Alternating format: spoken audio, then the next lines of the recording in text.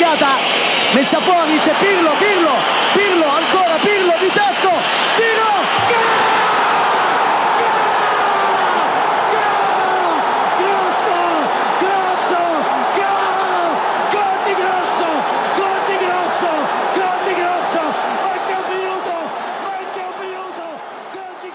Hello and welcome to this week's SP Weekly AC Milan podcast. I'm your host Sumeet Paul, and as always I'm joined by my good friend Jason Brown. Jace, how you doing?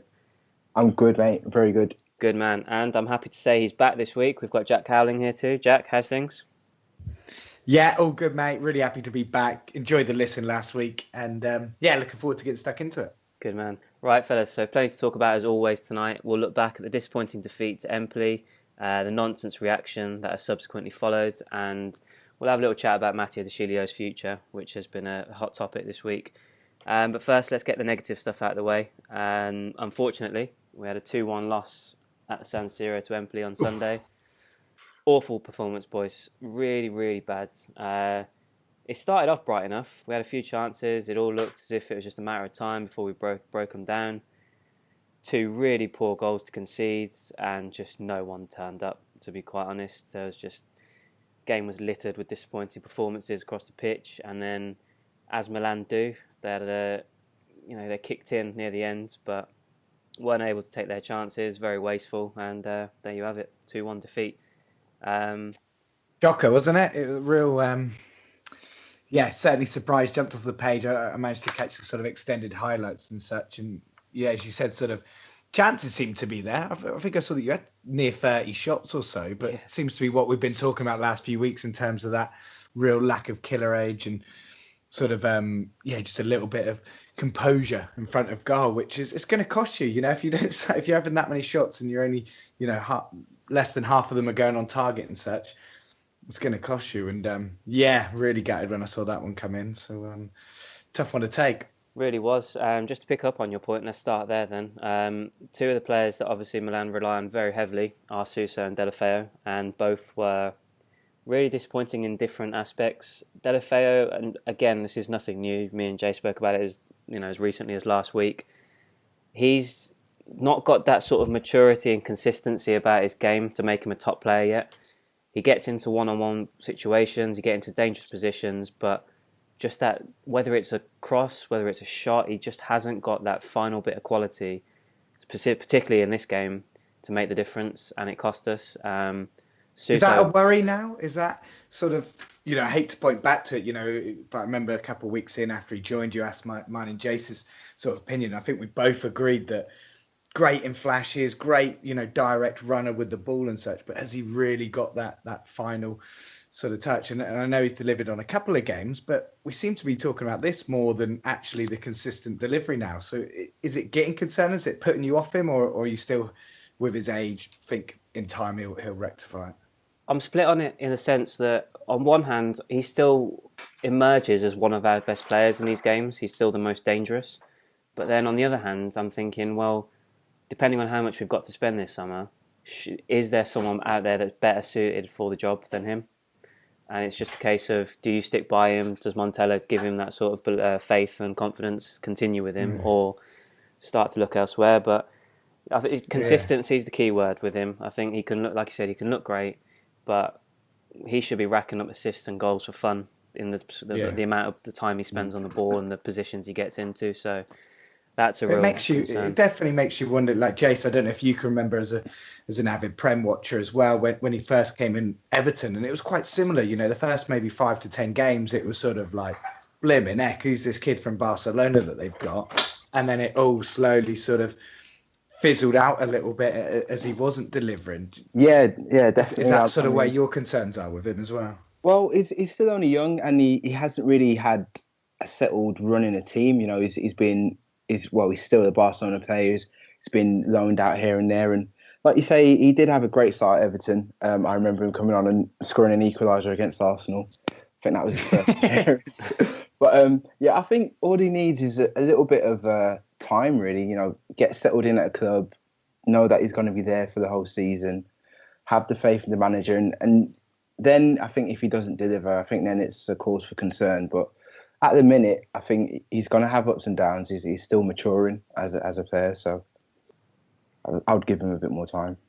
No, fair enough. Well, he's got a few more games this season, obviously, to prove himself Yeah. to the new owners. But then, He was very poor on the weekend, though. I didn't even know he was started playing, to be honest. yeah, it was definitely a disappointing aspect to the performance. Very poor.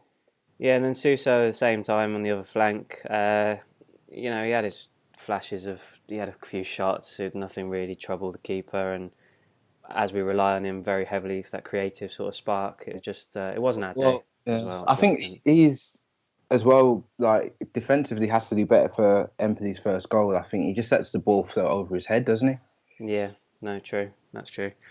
Yeah, pick out all sorts of problems with the performance. To be honest, it wasn't good across the board. And the takeaway that I had from it was just that if you can't beat Empoli at home, then you don't really deserve to qualify for Europe. In honesty, it's one of those games. That's a bit harsh to me. It's a bit harsh. That's a strong. I don't know. I think you've got to be winning these games, and if you're going to throw away points like this, then you are asking for trouble. And again, we weren't hurt in the sense because Fiorentina beat Inter in the craziest game I've ever seen in my life. But Atalanta and Lazio both picked up points, and it proved to be really costly. So yeah, well, I think, but you've got to, as you said, sort of this result. I think if you were 1-0 up and then in the 85th minute they came back and scored a few, I think it's a bit different to. It just was one of the, it was a bit of one of those days, as you said. You had a hell of a lot of shots. The penalty being saved from Suso, which was actually a really good save. I thought it wasn't the best pen. You hope you better technique people put it right in the corner, but the goalie had gone, and a lot of the times that would have gone in. But he managed to really stretch his foot out to save it. So sometimes there are these days, and obviously Inter had a result like that in recent weeks, haven't they? And a couple of other teams, and nerves towards the end of the season and all the rest start to play a part, don't they? So I think it was, it's a terrible result and such, but I think they can still happen, aren't they? As I said, I don't think it's one where you've completely chucked it away and you were winning and thrown a result away, as it were. It was just one of those frustrating ones where they scored the only couple of chances they got, and as per has been an issue recently, you guys haven't taken the chances. But I think for me, what I took from it was the fact it sort of snapped this quite decent home streak that you put together for the last couple of months, and starting to really make that fortress, which I think would have given you real confidence moving forward toward, as this running comes with every home game, this could be 3 points, no matter who's coming here, whilst this does now put that bit of doubt, doesn't it, into your back of your mind. Yeah, it certainly does, but all they can do, I think, well, I like your positive angle on it, Jack. You've made me feel a little bit better about it, to be honest, but, Crotone away this weekend, it's a must-win. So, we've got to bounce back and get back on track, so we'll have to see how they get on. Another really sort of source of frustration for me this weekend, or last weekend, should I say, was the midfield. Montella went with Pasalic, Sosa and Fernandes. Take it into consideration. I am obviously still quite frustrated with the result, so I'm being very picky and very sort of negative, but they were absolutely atrocious for me. And it really begged the question. I think it was a sort of a sentiment shared a lot of people on Twitter as well, just how is Locatelli not getting into this team? I don't know where to start. I think Fernandes is just a stopgap solution, so I'm not really going to, sort of dig into him too much. I don't understand why Sosa's in the team over Locatelli. I think Locatelli can do what he does, but almost better with more room for development and improvement.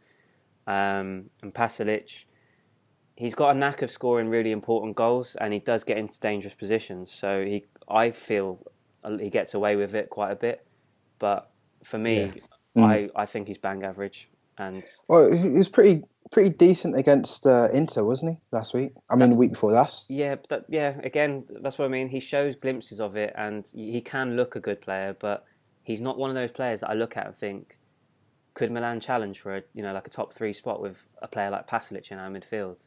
I know that's maybe asking for too much, whatever at this stage, but I just don't feel he's that type of player that sort of inspires the people around him, if you know what I mean. No. I just feel he's just an average player who, again, as I sort of mentioned earlier, he's very replaceable, in my opinion. There's got to be a better option out there. So He's like more of a squad player, you'd say. exactly, that's it. Yeah. I'd happily have him as a depth player if we needed him, but not as like a regular starter for Montella. I think I just don't see it personally. But I think I think all three are replaceable. In honesty, from what I've seen of them this season, none of them you're looking at and going, "Wow, that person looks like a real player." I think your point on Pasalic is really important in terms of there's these players that are bang at, they're 6 out of 10s, 5, 6 out of 10s every week, but they just get the odd goal, which kind of gets them a bit of highlights, keeps them in the team, and he does that. But at this stage, those goals are quite important for you. So you can't. I think he's probably the one at the minute, even though he's not really exciting to watch and such. He is delivering something for the team. The other two, they're just not bringing enough, are they? They're certainly not contributing enough and not driving the team forward enough. And definitely, fully agree with you that Locatelli should come in because, he just a bit like we keep talking about the man up top, Lapadula, in terms of just bringing that intensity and excitement and energy and enthusiasm. And there might be a mistake or two in there, but if he's delivering 8 out of 10 most of the time, then you take a mistake here and there, don't you? So definitely looks like a change, but does Montella risk that at this stage of the season? That's probably the main question. Well, he's going to have to because Sosa's suspended for Crotone this weekend, so I'm hoping to God that he doesn't mess around and brings Locatelli straight into that role. Was there any reason why he left him out, or is it just more of this kind of trying to protect him? It's just a continuation of that, Jason. I think it's Sosa's, again, like as you said with Pasalic, there's been moments where you look at Sosa and think the way he sprays the ball around and the experience he brings to the midfield, you kind of get on board with it. But I think it's just a continuation of keeping Locatelli sort of safe from criticism and kind of working him back into the team depending on the opposition and whatnot. So, well, Empoli would have been a perfect game because you're at home against a team at the bottom. You're expected to win. You know what I mean? I would have definitely given him a chance. Yeah. Exactly, and he made a big impact against Inter. We spoke about that last week with Locatelli when he came on, and kind of that must have given him a boost of some sort. So I personally would have started him, but he didn't. So we have to move on. But I just want to go back to Pasalic. I did put it out there on Twitter. I ran a poll just to get everyone's kind of opinion on it. I said, do you rate Pasalic and would you keep him given his loan ends at the end of the season? 61% said no, they wouldn't keep him. So I'm kind of glad that I'm not the only person that's like on the anti-Pasalic club, which is reassuring. But well, I think it's one of those. Though he's got a few goals to keep him. If he was like you were saying, if he was one of your players and such, you've qualified or you've got like an easy home game and he can come in while somebody's maybe got a slight injury. That's fine. But when he's on loan, there's no point kicking out a load of money for him when the market's yours to look at as wide and far as possible at the moment, isn't it? So exactly. Got to be other alternatives, as you say. Absolutely, let's hope so. Another talking point was Lapadula. He started and scored. Figures, I believe he's in 8 starts this season. He's contributed to 5 goals. So that's 4 goals and 1 assist. I don't know how that stacks up against Bacca in terms of starts, but I will start off by saying that although I was really happy to see his name on the team sheet, don't get me wrong, he's not clinical enough to suggest that he can, sort of hold down that spot full time moving forward. There were a couple of chances, I don't know if you saw, he kind of snatched that prior to his goal. Yeah. And that was a bit. He should have opened the scoring, really. Exactly. I mean, he had a great chance early on. Yeah. But that's what you've got to have with young strikers. We were talking about there in the midfield and things with mistakes, and unfortunately strikers' mistakes can sometimes be goals, same as defenders, and things like that. But he missed a few, but I really liked it when Suso missed a penalty. Suso was lining up the rebound, as it were, but Lapadula went straight in, he went for the volley, didn't quite score, but he's obviously not shying away from it. His hunger and his desire is definitely there. And he has shown that he can score, as you said. So I think, as you said, at this stage, you might not want him as number 1, out and out, but certainly as a number 2, get in these sort of games when the number 1 isn't performing as Bacca hasn't been. So I thought it was promising, to be fair. I thought he did well. Definitely. No, more positives than negatives, 100%. he's like you mentioned there. His sort of hunger and desire can never be questioned. He's literally all over the place, covering all sorts of parts of the pitch, which gives everybody a lift, I think. So nice to see him score as well. I think that'll give him a good boost of confidence. Yeah, good finish as well. It was a really, really nice finish. So did I see that his 3 of his 6 goals have come against Empoli? Yeah, I'm sure I saw a stat like that where I was like, it's nice when players have that sort of team that, I know what I do well against these. Yeah, no, he enjoyed the reverse fixture as well. So, no, I think for me, he showed enough to suggest that he should be starting from now until the end of the season. There is a question from Twitter, which we'll get to later, in terms of Bacca and Lapadula playing in a 4-4-2, but I'll give my opinion in a bit on that. But I did run another poll. I've loved the polls this week, boys. Absolutely all over it. So yeah, I basically asked a question, simple question: should Lapadula start ahead of Bacca permanently for the rest of the season? A staggering 78% agreed with me and said yes, he should. Nice. So I think. I think from you only have to listen back to this podcast over the last month or so to see the sort of that it seems a bit of a no-brainer at this stage, doesn't it? We've lambasted Bacca every single week, it feels like, and you might not have won, but Lapadula certainly didn't do his chance anyhow. Absolutely. No, so we'll see if Montella decides to tinker with it again. But Jace, an interesting sort of problem, if you like, might crop up at some point. So 4th and 5th get into the Europa League. 6th, because of the Lazio-Juventus Coppa Italia final, 6th place gets into the Europa League qualifiers. So effectively, as it stands, Milan would still get in. However, there is a potential clash between a Chinese pre-season tour and the qualifiers. So what takes precedent for you? If obviously take into consideration all the financial, the lucrative sort of tour, but getting back into Europe is my priority no matter what. Is that the same for you, or do you think in this sort of modern day football you've got to consider the benefits of both? No, I definitely agree with you, mate. I think European football has to be at the top of Milan's list. Qualifiers are a bit annoying. The Europa League is such a long. If you're in it from that stage, it can be such a long tournament. But the rewards can be great. Winning a European trophy for one, it's the route into the Champions League as well. So I think the new owners they might have had this tour all planned out, maybe a good financial boost. But I think being in a top European competition will do the club way more good than just touring China for the pre-season. Absolutely, couldn't agree more. Jack, do you echo those thoughts?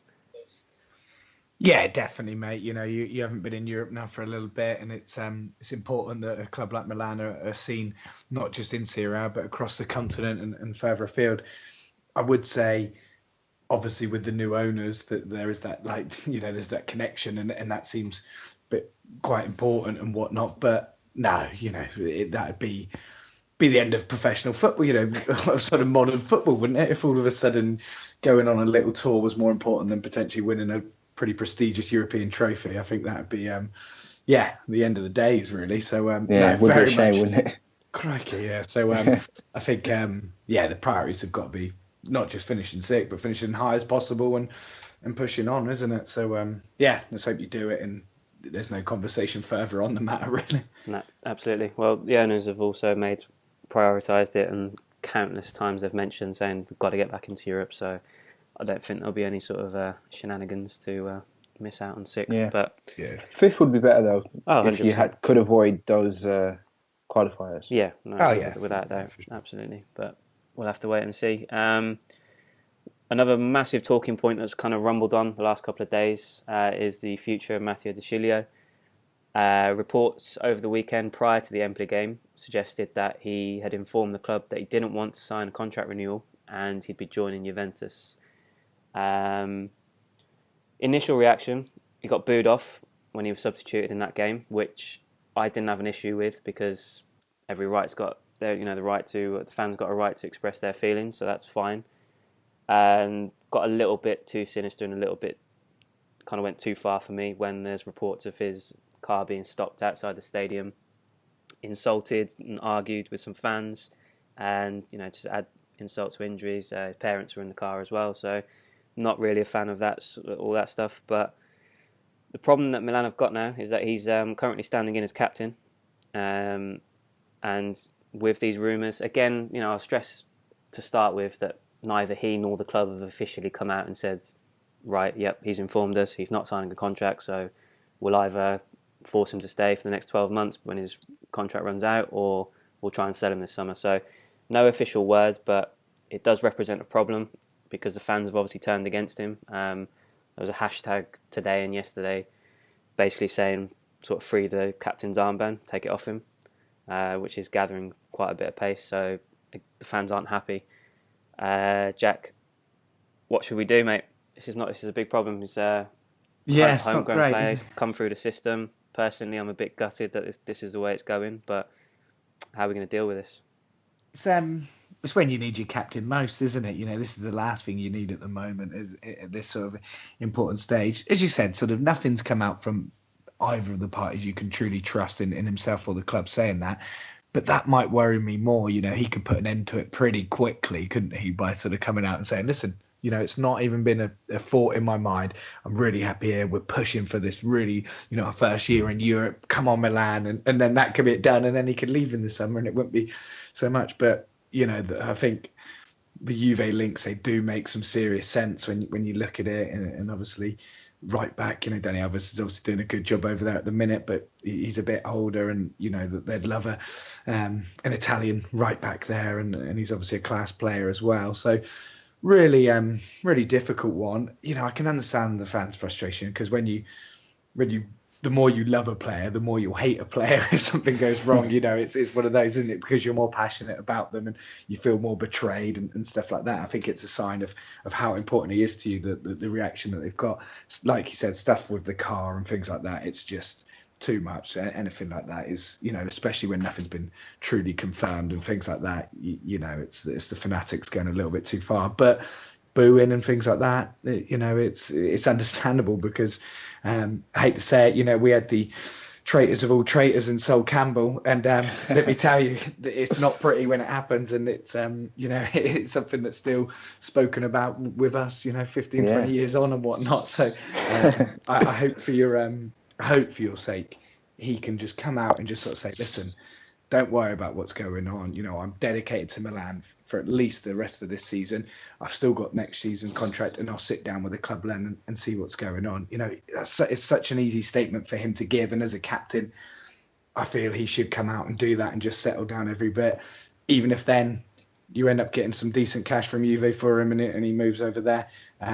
You do not need this distraction right now, because this is the sort of thing that can really cost you. Yeah, 100%. His silence is a concern. Again, like as we've said, no confirmation, but the fact that he hasn't said anything kind of gives more sort of credence to the rumours, and I'm a bit, concerned that he is going to leave. Jace, do you echo those thoughts? And as a sort of side thing, subplot, if you like, one of the reasons that he's been linked with Juve is a reunion with Allegri, and that kind of suggests that you're not getting him this summer. But do you agree with, in terms of how to handle it? Because this is a guy that's kind of was been touted at one point earlier in his career as being the next kind of, of the ilk of the Maldinis of, Milan's history and whatnot. He has stagnated. He hasn't really kicked on to sort of establish himself as one of the best fullbacks in Europe, as many thought he would. But again, not signing a contract, being linked with rivals, all this while being the standing captain, it's not a particularly pretty situation, is it? Yeah, I agree. It's not good. I mean, all he had to come out and say was that, he wants to sort this out in the summer, that, he's focused on football. I'll deal with my contract in the summer.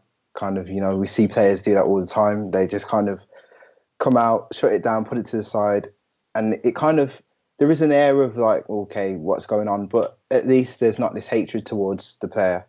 Because, you have to kind of take their word that they're genuine. They do just want to play football now, and they want to deal with their contract once the season's over. But for him to do that as standing captain, I thought was very kind of poorly managed. And I don't know who's advising him, or his agents are talking to him and things like that. But I mean, this could have easily been sorted out. I 100% agree with Jack. Not the that bloody club. Raiola looking after him, is it?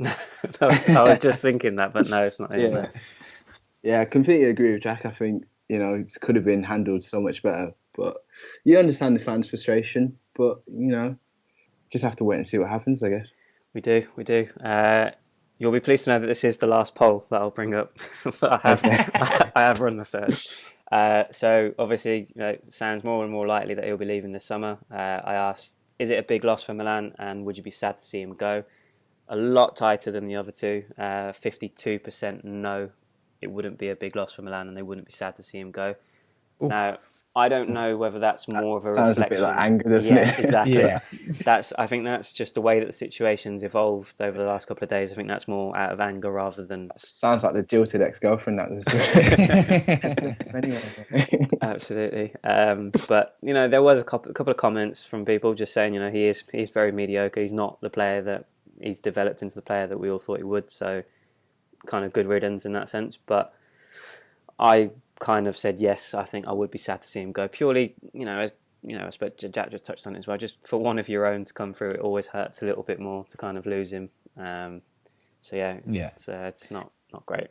I think it's no coincidence that he stagnated a little bit as Milan, the club, has stagnated a little bit. He's not surrounded by the players, and not training day in, day out with the players that help other, good players become great players and things like that. If I'm honest, I still really think that there is a good quality player there. He might not reach quite the heights that were touted, but still a very, very classy right back is there for sure. And I think, have you got somebody straight away that can come in and replace him if he does leave? You've literally just ruined someone's Twitter question, but we'll cover that later. Then. Yeah, we'll get stuck into that in a bit. But there are some within the club and obviously transfer targets. But Yeah. I was gotta say, I think him, mentioning Allegri probably says a lot about why he stagnated as well. Wanted to obviously reunite with probably who he thinks was his best manager when he was playing the best. Yeah, well, Allegri gave him his debut, so he kind of brought him through that early stage. So yeah, he probably doesn't feel as connected to Montella as he does to Allegri. So means we'll probably see him in an Arsenal shirt next season, I guess. Following him all the way to London. Yeah, we'll have to wait and see. So fingers crossed that kind of get a bit more of a clearer idea what's happening there, but it doesn't bode well for De Sciglio, and I'm expecting the cap. It's a tough one as well for this weekend. I don't know what Montella's going to do. Is he going to play? Is he going to hand the captain's armband to someone else? Like what? I don't know, but I think until anything's said, if he does drop him, it does mean he's going. This has all happened, and I just don't think you throw him to the wolves like that. I think you play him, hope he comes out as a blinder, and hopefully then he can say something in the press afterwards. Because if he does drop him, that certainly says something not quite right in the mentality of the player, and obviously the club are starting to listen to the fans, which is never the healthiest of options, really. So be interesting to see. No, absolutely. We'll have to see what happens on Sunday. But moving on to the next topic, I wanted to discuss a really strange and also ridiculous reaction to Sunday's result. Now, I know I've moaned about it for the last 20 minutes. Were other people creating 10 polls straight after it as well? Flying around all over the place. But it's more of a media sort of thing, to be honest. I've seen a couple of stories this week, opinion sort of stories. One suggesting about how Milan have fallen to new depths this season, and another suggesting that this is another wasted season. Some of the comments and sort of criticism of Milan, Montella, players is just so OTT, it's ridiculous. Everybody's disappointed after Sunday. Everybody is. It's bound to happen. But to even question Montella, should he still be there next season and stuff like that it's ridiculous in my mind. I'm not quite sure where that's suddenly come from, but my sort of overriding thought on the whole thing is that ultimately he hasn't been given the backing in terms of building his own squad yet. He's done a hell of a job with what he's had to work with, and we're still, in the race for Europa League. Don't forget that. We're, a few games left. It's going to be very interesting. He deserves one full season next year, after a summer transfer market of building his own squad. I don't think there's any debate over that, is there, Jace? No, definitely not. I think this is just classic. You've been taken over, and suddenly fans know you've got a lot of money, and then the impatience starts, and you think as soon as you brought, that's it. The following week you're now Milan of the old, and you're going to go back to how it was straight away. But I think this is just a big overreaction, really. I think give it to the end of the season, see what happens, see how the new owners back him in the transfer market, and then I think you make your decision. I think he's definitely done enough to deserve that. Give him his chance to build his own team with the proper finances, and see what he does next year. Absolutely. Jack, agree? Yeah, definitely agree. I think it's tough to really criticise a manager with the resources that he's had, and as you said, it's an upward trajectory, isn't it? Anytime that you're on the upward trajectory, you're not going to jump to Champions League or winning the league with this squad at the moment, isn't it? And he certainly deserves that. I guess sort of my question would sort of be, what does he need to show now? Does he need to show an ability in the market to go out and identify the talent that's necessary for your team, or is it still that he needs to put the game plan and the style of play and really put his footprint on the Milan team and how you're playing now? What is it that you would expect next season? What is it that you're hoping from him? I don't have any reservations of him getting it right in the market, so that's not really my concern. I completely trust him to bring in the right players to fit his system and to get the best out of the team. What gives you that? Just his past, what he built at Fiorentina. I think he knows what he likes. He builds a technical side, and I think he'll buy the right individuals, or sort of give advice to the powers that be to bring in the right players for him to get things going. So I don't really have any reservations on that side of things. The thing next season that I'd like to see is just proof that he can put all that together and consistently deliver in that sense and get us into that top three. I think that's the biggest test. I think he Are results more important than a style of play or an ethos to the club now for you at the moment? Is it a results thing, or again, just if you look at the way, say, Tottenham have done it in terms of we built how we wanted to play first, then found the personnel to do it, and now we have just this set, pattern of play and identity. Is that important to you, or would you rather just the results and really start to deliver, regardless if you're changing formations and who's starting and who's not and so forth? For me personally, I'm more of again, obviously it's all about results, but I would love to see a Milan that I would watch every weekend and think, wow, what a great performance that was. Whether it's, expansive football, whatever it may be. I think if Berlusconi was still knocking around, that would probably be the priority. He'd be drumming that into Montella, like, I want to see a, aesthetically pleasing Milan. Results come as well. So, results are obviously key. And it's a results business. If he doesn't get them, he'll get sacked. But performances and style of play, I'd love to see him sort of replicate what he built at Fiorentina and get that sort of team going, which would be a really nice sight. So next season I think let's give him a summer and see what he can do, but fingers crossed we get Europe as well for next season, which would be a bonus on top for sure. All good on that front. And then right, Jack, we missed you in the transfer speculation last week. Me and Jace were waiting for your list, and we needed your insight, mate. But I wanted to talk quickly about just comments that our new sporting director, Massimo Mirabelli, made this week.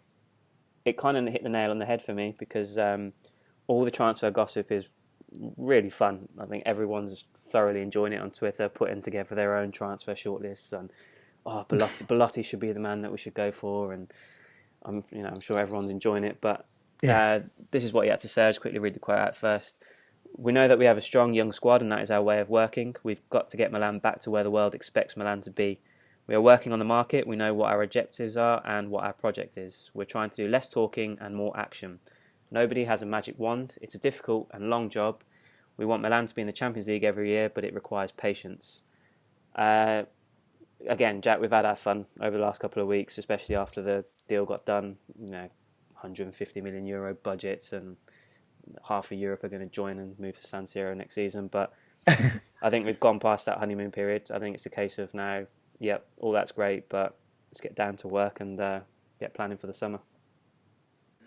Yeah, mate, I really echo your sentiments there. That's almost the perfect press release, isn't it? I think what the sporting directors released there in terms of, yeah, listen, we'd love to go out and make the greatest team in the world, but that's not how it's done. There's going to be competition for these players. We need to make sure it's correct. We need to think about the culture, the character fit, as well as the sort of the skills and attributes and things like that. And it's I thought it was just a really, really good way, because it wasn't like, hey, listen, it's going to be 10 years, 15 years till we do it. It wasn't like they were being pessimistic, but he was sort of saying, we're excited, we're pumped up, we're ambitious, but we're realistic as well. And that's probably a key thing that's missing with a hell of a lot of people in football, is the realistic part and that side of it. So yeah, it looks good. I think, really enjoyed your sort of transfer chat and everything last week, listening in. And as you said, I was sort of shouting names out left, right, and centre, and all the rest of it.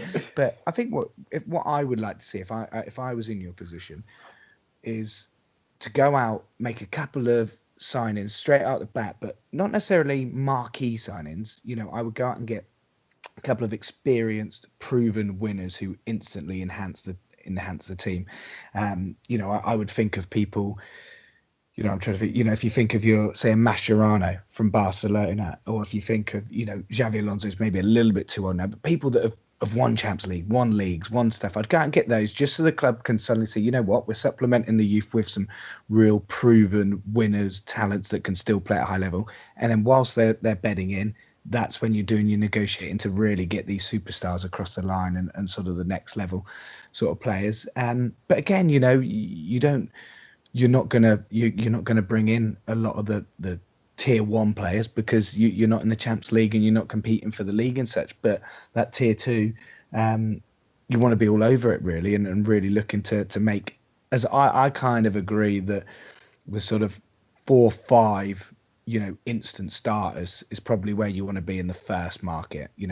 I learned the hard way at Tottenham. We went out and made 7 or 8, and it just fell apart, and it took a good 2 years to sort of rebuild from that stage, trying to integrate too many players at once, unless they are top draw players. If you enter too many players that you're taking a bit of a gamble on, it can be really detrimental long term. But yeah, go out, get a couple of senior bodies, as I say, a couple of experienced know-how winners that are going to really improve all this talented youth, that they turn up training and go, wow, these guys are professional. That's what it's going to take me to get to that level and such. And then whilst those two or a couple are in the training, enhancing that's when you're negotiating your Fabregases or your Belottis, your Benzemas, and these sort of guys that we keep talking about as well, who then come in and hopefully come start next season, you're looking at a squad that is still exciting and young and such, but has that real, wow factor to it as well. Absolutely. Couldn't help but throw in some names there, could you, Jay? Oh, no. Jace, less talking and more action. That's the one that sticks out for me from that quote. Agreed? Yeah, definitely. It's kind of a rallying call, isn't it? It's what you want to see from your sporting director. Shows that he means business, and it definitely is going to be an interesting transfer window. I think there's a lot of potential signings out there, and Jack did make a good point that you don't want to just go too crazy and just buy a whole new 8 players and try and get them all clicking. But there's definitely some interesting talent that I would like to see at Milan actually, and see how they can lift the club. And I'm actually looking forward to it. I made a little list of potential players as well, but Jack's rubbing off on you. I'll keep that to myself for now, just in case. I'll let Jack do his. Well, he's already done it, but yeah, I think you don't. We'll have a transfer special end of the season. We'll do a big one. Oh, I love it. Yeah. Good stuff. Well, the names are definitely still flying in, so we'll have to wait and see who actually turns up at Milan next season. But one man that hopefully will be at Milan next season, and for many more after that, is Donnarumma. Talk of, you mentioned him earlier, Jack, he's back again. Mino Raiola. He's playing hardball apparently. There's talk today that he basically wants to wait until the summer to sign, or his client to sign on the dotted line. He wants to see what Milan do in terms of who comes in, their ambitions moving forward. And that comes despite the fact that, again, speculation-wise, Milan have put a significantly improved offer on the table, and murmurs that they're going to make Donnarumma captain, which is understandable to an extent, but he's still only 18, so I'm not quite sure we should be throwing the captain's armband at him straight away. But again, we've spoken about it before with Raiola, but is this a reason to be concerned, Jack, or is it just part and parcel of new ownership and you just got to play a waiting game? Yeah, I think it's part and parcel of Raiola first and foremost, isn't it? He just loves this game. He's addicted to it. It sometimes feels like, doesn't it? The way he comes out, and sometimes I think he forgets he's not the player. It's the way it's. I want to see what they're going to do with it. It doesn't matter what you want to see. It's just up to the player ultimately. But like we were saying earlier, I think the summer's the time for this to be happening. You guys are in the midst of a real battle for Europe space, Europe spots and stuff like that. And I just think any off the field distractions, anything like this now has to wait until the summer. So that part, I actually agree with him that it should wait till then. But in terms of the ambition and things like that, I think it's pretty clear that there is going to be some, but also the player's really dedicated to Milan. I think the captaincy would be far too early for him. He's still finding his feet and on that side of it. And I think that might play a little bit to a desperation to keep him. And I don't think you need to do that quite yet. But yeah, it's one of those. Yeah, you are starting to see more and more links. I think I saw some United links again and a couple of others. But that's what happens this time of year, But before the Chelsea game on the weekend, every Tottenham player was staying for life, and then we lose one game, and apparently Walker and Rose have said they want to sit down with the management because they want to leave. We're like, where do they? I don't know where they get it from. It's absolutely bonkers, to be honest. But now I think it's Raiola, isn't it? He's playing the game, and I don't know. You could only go on what you read and what you hear of interviews with the guy, and he's just not very likable, is he? Not really, no. Well, it's something that me and Jay spoke about last week. I think the most important thing about this whole thing is that, for me, it's an acid test as to how this ownership are going to sell the dream, if you like. If they get Donnarumma signed, sealed and delivered, and get Raiola on board, that kind of gives me an indication of, right, these guys are serious and Milan are going places, and this is just the beginning, the first step to kind of transforming the team. Jace is our old mate Raiola back, but just to pick up on that point about the captaincy, I kind of agree with Jack in the sense that it's kind of a desperation move, if you like. Just be the captain. Come on, just stay. Is that over the top for you, or do you think that's a wise, sensible move? I'm kind of torn on this. I think at 18 it is probably a bit young, but the fact that he's a goalkeeper and he's going to maintain his place. You don't normally change your goalkeeper around. He's kind of cemented himself as the number one at Milan. It could be a good move. You see Buffon as Juve captain. Yep. I think that's correct, yeah. Yep. And he's been there for how long? Again, a player that got into the club at a young age, and it's worked well for him. So I think they're probably looking at that and seeing this is a guy that says he wants to stay at Milan, potentially for his whole career. He's a local lad. Let's show him that, we have the same faith in him and trust in him that he wants to have in us. So let's make him our captain. And, for a player, if I was a young lad, or when I was a young lad and I wanted to play for Arsenal, if I'd been offered the captaincy at 18, I would have been loving it. That would have been the dream. And for someone who's grown up, supporting Milan and who now plays for Milan, I think he would love to be offered the captaincy. I think he'll jump at it, and it might be the deciding factor in him signing a new contract. Yeah, potentially. We'll have to wait and see, but I think he'd be good at it. Like, he's not shy for a teenager. He's usually barking out orders and. Well, goalkeepers need to be like that, don't they? Yeah, it's part of their game, isn't it? Yeah, no. But certainly doesn't shy away from it. So yeah, we'll see if it's Captain Donnarumma as early as this weekend. Possibly, we'll have to keep an eye on that one if De Sciglio is not interested. But all good. Sign on our petition to meet Donnarumma for captain. Good man. I'll make a note of it. Good stuff. Right, boys. Let's move on to Twitter questions. So I had a couple come in. First one's from Ravi. Baka or Lapadula. He thinks both should play in a 4-4-2. I kind of see his point, and it has paid dividends. Like Bacca came on against Empoli, and we managed to get a goal back and looked a bit more of a threat with two of them up top. But I like the 4-3-3. I like having the two wide players out and then just one man through the middle. I think it works well when it does work, and I would stick with that system. It's good to have flexibility, but I don't personally see Bacca and Lapadula playing together consistently moving forward. But certainly see your argument. And then Stefano, thanks again for putting a question in. Much appreciated. Do you think the De Sciglio situation will affect his playing time and possible replacement if he leaves for Juve? So just building on what we were talking about earlier, Jack made a great point in the sense that if he does get dropped, obviously it tells a story that he's going effectively. So we'll have to wait and see. I personally don't see his playing time affected. I think he will continue to play. He'll start this weekend, but we'll have to wait and see. Possible replacements, just to answer your question earlier, Jack, we have got a couple at the club at the moment. Davide Calabria is another youngster that's come through the system, right back, and he looks decent. Again, probably too early to kind of say, he's going to be the right back for the next decade or whatnot. So I'm not going to jump to any conclusions with that, but certainly an option. But then aside from that, we've just got veterans. We've got Luca Antonelli and Ignacio Abate. So if we're looking at a replacement, it's going to have to come from outside of the club. I don't know. You guys got any names? Jack, this is your speciality. Any fullbacks that come to mind that might do a job at Milan? What you after, Sumeet? You after an old steady head? You want a young upstart? I'll scout. I'll go through my black book and I'll.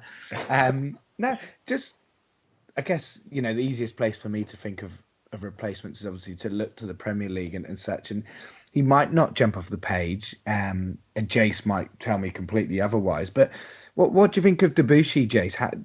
I thought he was, when he first joined Arsenal, I thought he had a really solid, first 6 months or so. Obviously, you've had Bellerin come in from sort of nowhere to really make that spot his own. But I always thought he was a bit of a player, Debuchy, but he doesn't seem to get looking for you guys. Is that because he's not a player, or is he someone that you feel actually can do a good job for someone?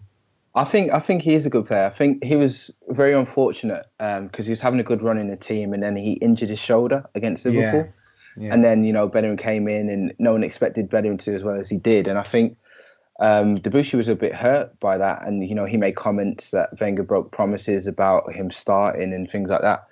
And I think it's more his attitude is the reason why he doesn't play for Arsenal. But yeah, definitely I rate him as a player. I think before we brought him, we saw what he did for Newcastle. He was great up there. So he's somebody that again, if you're talking sort of realistic sort of signings, there's this kid that Barcelona. Have you seen much of that? Is it João Cancelo? I think it is something like that from Valencia. Yeah. I don't know if Barcelona have actually signed him for the summer, but they keep saying that he's going to be their next right back because he can play sort of right back, right wing back or whatever, and he's got ridiculous pace and everything like that. He on the eye, he certainly passes the eye test. But again, I don't know if that's a realistic option. But no, mate, wing backs. I can't be. I'll be honest. It's not where I put most of my scouting time in. So I'd have to have a bit of time to come up with some more names. Fair enough. I think I do take your point, but I think if we're sort of going with the trend at the moment in terms of building Italian and looking for young stars, Andrea Conte at Atalanta might be a good shout for me. I think he has been linked, but he'd be a decent signing. Or Zappa Costa from Torino would be another one, not well known outside of Italy, but seems a top player. So one of those two, I think, would be a more than. That's why I employ you as my Italian scouts, mate. That's why. Happy to help, mate. Happy to help. Just give me a shout what Tottenham need. I'll sort you out. But big summer. Looks like he's going to have to be replaced, so we'll have to keep an eye on that one. What about the likelihood of you prizing Darmian from Manchester United? Well, he's an old boy of ours, isn't he? He came through the youth ranks at Milan. I'd love to have him back. He's out of favour, isn't he, at Old Trafford? So that's a great shout. There you go, Chase. You're getting good at this. No, that's a brilliant shout. I'd welcome him back. I think when he moved to United, I was expecting to him to develop and improve into a top class player and stalwart for United, but hasn't worked out for him for whatever reason. I'd welcome him back. Versatile, he'd do a job. So yeah, Darmian. Yeah, decent. If not, I hear there's a right back that wants to leave Tottenham. So have a word, Carl. But no, all right. It's good. We should be scouting. We should be working for Milan at this rate, but all good. So Lamela and Darmian are nailed on so far for the new Milan team for next year. I like it. It'd be great if it actually happens. That'd be brilliant. But good stuff, boys. Just some other talking points. Just look back at the ridiculous Fiorentina-Inter game. I'm sure you've both seen highlights of it. It was absolutely ridiculous end to end. Great game, but. Good result to see Inter lose again, which was nice. On that, it was ridiculous. It was a crazy game. But I know they lost, but Icardi up top for Inter. How high do you rate him? What? Because I've got to be honest. Every time I see him, he does seem to just bang goals in whenever he fancies. He does seem like a real. He seems like a top striker to me, but I don't know if that's only because I catch the highlights and not full games. What are your thoughts? How high do you think of him? Well, I don't like him because of what he's done off the pitch. I don't know if you've heard the whole Maxi Lopez thing. No, what was that? Basically stole his missus. He's had a couple of kids with her. He's John Terry. Yeah, essentially. So I don't like him as a person, but without knowing him. But as a striker, as a player, he's brilliant. I think he's had to adapt and improve, sort of, open his eyes to taking on a bigger role in a sense. Because I think he was, in many ways, I'd probably compare him to Baka a year or two ago because he was just goals and that was it. But he's added a lot to his game and he's still banging them in. Like I say, he's got 24 for the season now. So I really, really rate him highly. There was talk of him leaving Inter in the summer, but he ended up signing a renewal. But yeah, if there was a top team in Europe requiring a prolific striker, Jace, Arsenal. We were last summer, and Tottenham, I think. I think we were a little bit, but it just the way he takes, as I said, certainly you look at the goals on the weekend, like the first one, it was dog awful defending as was most of the game, but the finish was just that, it was just top drawer, right in the bottom corner. You didn't think there was any chance of him missing it, and then I was just like, I might have been sleeping on this guy a little bit just because Inter have fallen away themselves a little bit. You tend not to kind of give probably as much dues as if he was at Juve or something like that. But no, it was just interested to hear your points. So just that. Yeah, no, top player. Just shame about his indiscretions off the pitch, but yeah, leave that for another time. Isn't his wife his agent? Yeah, Wanda Nara. Was she his agent first, and then he kind of? I don't think so. I think she. What a web you get yourself into there. I know, it's terrible. Crazy. I don't want to get into it. It upsets me, Chase. but yeah, we'll see how he gets on the rest of the season. But yeah, this weekend absolutely massive top games galore. All kicks off with Atalanta Juve on Friday night. We've also got the Rome derby, Roma Lazio. Oh, is that Friday night, did you say? I believe it is. I don't want to put false information out there, but I'm fairly certain it is. Jack, I believe you... Yeah, it is Friday night. Yep, it is. Jack, I believe you wanted me to pick out some names for you for some of these games to look out for. Yeah, I think that there's obviously the Milan game's the important one, but it's not the fixture that jumps off the page. So I guess Milan, of course it does. But of those three sort of key battles that are going on, is there names that we should be looking out for? I appreciate that, there might be a couple that are pretty well known, but who are you excited to see over the weekend? Not that I want them to win for obvious reasons because of the Europa League race, but I won't go with a boring one from Juve. I'll pick an Atalanta player out for you. Alejandro Gomez. He's got 14 goals and 8 assists this season. He's pretty much the creative sort of playmaker spark for Atalanta. He's not young. He's getting on a bit, but still, he's their linchpin if you like. So he's definitely worth watching. I'm sure he'll. Is he a 10 or sort of a centre mid or? He's all over the place. He's kind of on the wing if he likes, and then he can play through the middle. But certainly, if Atalanta are going to trouble Juve, I'd definitely keep an eye out for him. If you want to obviously a name that's jumped out in the media over the last few months is Kessie as well. He'll be knocking Yeah, about. So. yeah. I've been looking forward to seeing. I'll be honest. I've only watched highlights of them, but a game like this, I will definitely try and catch because he sounds like the sort of player that I love in, honestly, a bit of a Michael Essien type. I've had a few things like that and stuff, and definitely keen to see more of him. Absolutely. Atalanta just across the board, as much as I don't want to like them, obviously for obvious reasons right now this season, they've just got a really good sort of youth setup at that club. And I've mentioned Conti at right back, he's a top player, he looks a top player anyway. Caldara, central defender, he's going to Juve next season. They've already signed him, but they've let him stay where he is.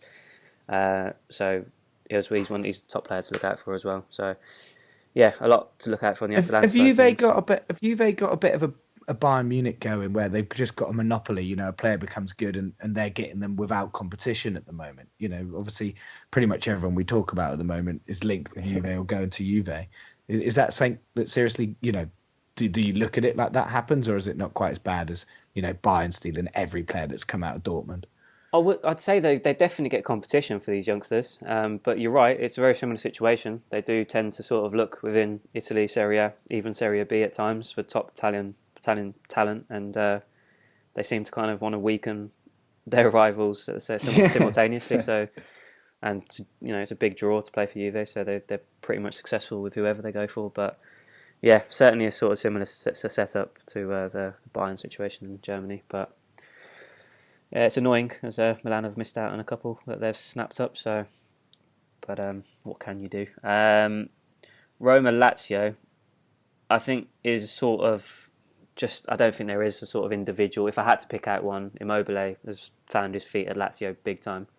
He's got 20 goals this season after his poor run at Dortmund and then Sevilla. I think it was after that. He's come back to Italy, found his scoring boots. So he's definitely one to watch, but. Just the intensity and sort of everything about the Rome derby will make it a very good spectacle for you to watch. Not going to score past Big Fazio, is he? Nah, of course, in his back pocket, mate. But no, Roma counter-attacking style as well. That'll be a joy to watch. So that's definitely a game to watch for you both. And then obviously a standout game this weekend is Inter Napoli. Obvious reasons, as we've spoken about. Icardi is one to watch if you want to keep an eye on him, see how good he really is. I just watch Napoli for the fun of it, just the team. I watched Sassuolo Napoli last weekend with the intention of watching a player that's been linked to Milan from Sassuolo. After about 20 minutes, I ended up just sitting there watching Napoli. I didn't even realise he was playing. Mertens is the man that stands out for me. He's just been on an absolute tear this season, 22 goals, absolute live wire up front. Is he playing out-and-out striker now as well? Yeah, he is, yep. He's kind of. He never used to, did he? He used to, like for Belgium and that, because they've always had like Lukaku or Benteke, these sort of strikers. He tended to play a little bit more sort of right wing, but he's now proven to be an out and out number 9. You reckon? Yeah, if you go on the basis of what he's done for Napoli, he was a winger. Higuain left, and then Maurizio Sarri decided to move him in the middle, and it's paid dividends. So he looked really good against Real Madrid. I saw those. So I watched those 2 games, but. Can't say I watch Napoli, week in, week out, but definitely in Champions League, he looked really sharp. Definitely. Everything he touches seems to just work at the moment. He's just absolute live wire inside and outside the box. Takes a mean free kick. Just everything about him. He's definitely one to watch this weekend. So there you go, Jack. A few names. Sounds good, mate. Definitely. Yeah, definitely. I'll be marking them out of 10, so I'll come back and see how you did next week. Good, man. So plenty to get stuck into this weekend. Just hope all results go favourably towards Milan, but we'll see. Jace, we had the Champions League draw as well, just finish off. Juventus have got Monaco. Intriguing little battle for me. You got the youth and goals of Monaco against the experience and organisation of Juve. How do you see that one going? It's a difficult one, but I will tip it to Juve just because of their defence. I think Monaco, we've seen pretty high-scoring games, against Dortmund and against City, and their defence is a little bit leaky. So I see Juve being able to hurt them going forward, but I think Juve are strong enough to keep them out at the back. Fair point. Jack, who's going through? Mate, Juve are going to win the whole thing. I've just got this feeling that they're going to go the whole way. But like Jay says, I think Monaco have been brilliant. You know, to be fair, when they beat us and stuff, Champions League, they were good, but I never thought they were. You know, I came away really disappointed we hadn't beat them and such. But and they caught us a bit on surprise. But they were good, but weren't great. But they've been great since the knockout stages. But they're not Barcelona, and if Barcelona's attack can't get through Juve, so I just don't think Monaco's quite on the same level. But yeah, no, I think Juve will do it. And yeah, you know, I thought the Juve Genoa game, that should have been bloody stopped. That was an absolute pummeling on the weekend that Juventus gave them. It was so one-sided. And do you see the Bonucci goal? Yeah. Right. Do you know what I mean? When your defender's doing that, it's sort of like, Christ, come on, ref, blow the whistle. But no, I honestly think Juve, from all the teams that I've watched in the Champions League this season and such, I really think they're going to do it. You know, I think that Dybala is just genius. Higuain does what he does. Mandzukic is putting in so much effort and stuff out there, and then, like we say, defensively and, you know, solid in the midfield and such. It's going to take Ronaldo and co a hell of an effort to stop them if you know that ends up being the final, which I think it probably will. But let's see. Exciting times. Definitely. Well, full house. I'm back in Juve to get through to the final as well. So we shall see, boys. Right, is there anything else that either of you would like to discuss before we wrap it up? No, all good. Yeah, covered it all. Looking forward to the polls coming up this week. Can't wait for that, mate. Lining them up, Jack. I'll have 5 for you next week. Good stuff. Right, Jack, always a pleasure. Yeah, great to be back, guys. And yeah, really exciting weekend of football, isn't it? So let's look forward to it. Absolutely. Jace, looking forward to the weekend. And all that's left to say, goodbye to the people. Goodbye to the people.